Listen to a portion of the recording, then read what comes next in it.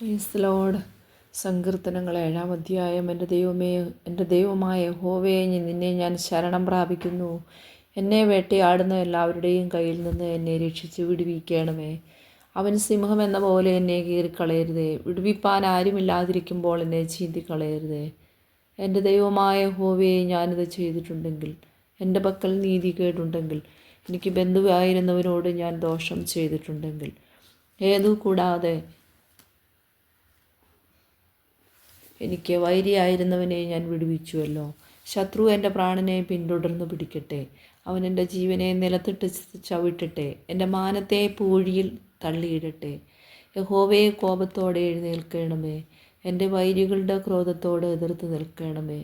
എനിക്ക് വേണ്ടി ഉണരണമേ. നീ ന്യായവിധി കൽപ്പിച്ചുവല്ലോ. ജാതികളുടെ സംഘം നിന്നെ ചുറ്റി നിൽക്കട്ടെ. നീ അവർക്ക് മീതെ കൂടി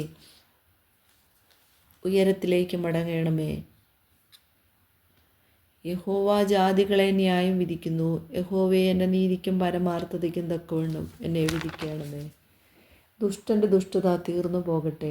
നീതിമാനെ നീ ഉറപ്പിക്കണമേ. നീതിമാനായ ദൈവം ഹൃദയങ്ങളെയും അന്തരിന്ദ്രിയങ്ങളെയും ശോധന ചെയ്യുന്നുവല്ലോ. എൻ്റെ പരിച ദൈവത്തിൻ്റെ പക്കലുണ്ട്. അവൻ ഹൃദയപരമാർത്ഥികളെ രക്ഷിക്കുന്നു. ദൈവം നീതിയുള്ള ന്യായാധിപതിയാകുന്നു. ദൈവം ദിവസം പ്രതി കോപിക്കുന്നു. മനം തിരിയുന്നില്ലെങ്കിൽ അവൻ തൻ്റെ വാളിന് മൂർച്ച കൂട്ടും. അവൻ തൻ്റെ വില്ലു കുലച്ച് ഒരുക്കിയിരിക്കുന്നു.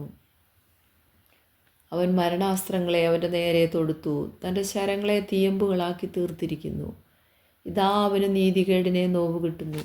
അവൻ കഷ്ടത്തെ ഗർഭം ധരിച്ച് വഞ്ചനയെ പ്രസവിക്കുന്നു. അവനൊരു കുഴി കുഴിച്ചുണ്ടാക്കി കുഴിച്ച കുഴിയിൽ താൻ തന്നെ വീണു. അവൻ്റെ വേണ്ടാതനം അവൻ്റെ തലയിലേക്ക് തിരിയും. അവൻ്റെ ബലാത്കാരം അവൻ്റെ നെറുകയിൽ തന്നെ വീഴും. ഞാൻ യഹോവയെ അവൻ്റെ നീതിക്ക് തക്കവണ്ണം സ്തുതിക്കും. അത്യുന്നതനായ യഹോവയുടെ നാമത്തിന് സ്തോത്രം പാടും.